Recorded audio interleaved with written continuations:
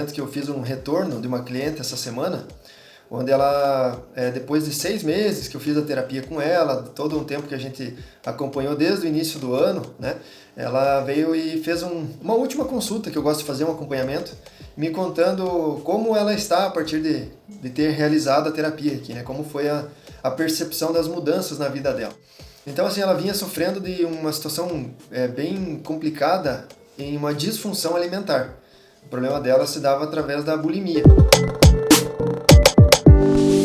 E ela vomitava assim muitas vezes por dia, 2, 3 vezes no começo, mas no final teve uma situação onde ela vomitou 15 vezes no mesmo dia, né? E aí trabalhando e, sabe, uma situação bem complicada na vida dela, estava impedindo inclusive dela conseguir trabalhar.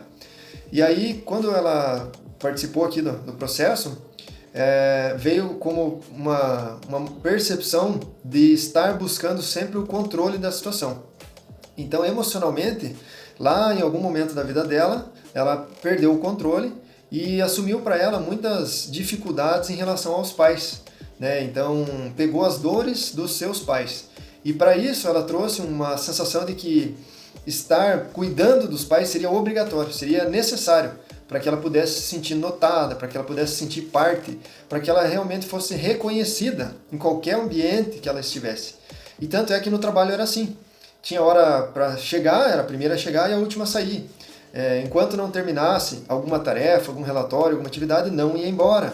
Então, às vezes, o horário terminava ali, sei lá, 6, 7 horas da noite, mas ia até 10 horas ou mais, para que, enquanto não terminasse aquela atividade, ela não ia embora. Porque ela não conseguia deixar para o outro dia. Estar em casa sabendo que tinha coisas para resolver deixava ela culpada, ansiosa, muitas vezes frustrada em não ter conseguido terminar. Que vai de encontro então a essa emoção que estava em sempre estar no controle. Teve momentos em relação à vida dela como um todo que trouxeram ainda mais essa sensação de impotência, né? Onde, por exemplo, a casa não poderia estar suja, não poderia ter roupas para lavar, não poderia ter louça na pia, sabe? Coisas simples, onde ela não poderia deixar ir descansar ou ir fazer um repouso, sabendo que tinha coisas para ela fazer, que tinha tarefas para ela concluir. Então isso se deu muito pela emoção de estar querendo sempre controlar um ambiente, né? E como que foi resolvido isso? Então, através da terapia, da hipnoterapia, entendeu-se que não era função dela estar carregando, estar trazendo para ela, assumindo essa responsabilidade de coisas que não eram da função dela. Coisas, por exemplo, dos desafios que o pai tinha, ou dos desafios que a mãe tinha, ou algum familiar tinha. Então, quando a gente consegue perceber esse conflito e entregar novamente a responsabilidade para cada parte, a culpa já não existe mais. A culpa, o interesse em manter o controle já não existe mais. E quando eu digo culpa, era assim que ela se comportava, quando ela muitas vezes ia provocar o vômito, né? Ou o vômito vinha, porque a emoção estava dizendo para ela assim, você vai perder o controle, você vai perder o controle.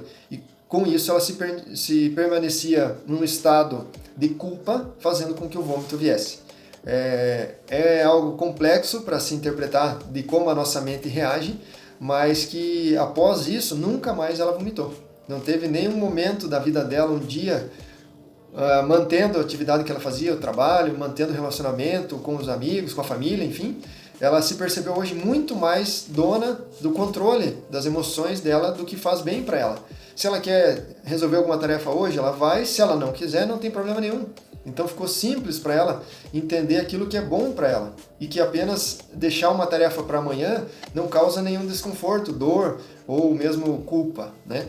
Então essa é um relato de uma cliente que eu atendi recentemente e que principalmente eu quis compartilhar aqui com vocês porque às vezes a gente acredita que o problema é algo mais simples, superficial, e quando na verdade não é algo muito profundo que emocionalmente traz comportamentos, né? São padrões emocionais que lá na frente apenas a apresentação de um sintoma. Se você não conhece a hipnoterapia, eu tenho o prazer de poder apresentar para você aqui nas redes sociais, ou se você quiser ainda marcar uma sessão de avaliação para que você se permita conhecer melhor e resolver aí talvez um problema que venha apresentando sintomas que você não gostaria, tá bom?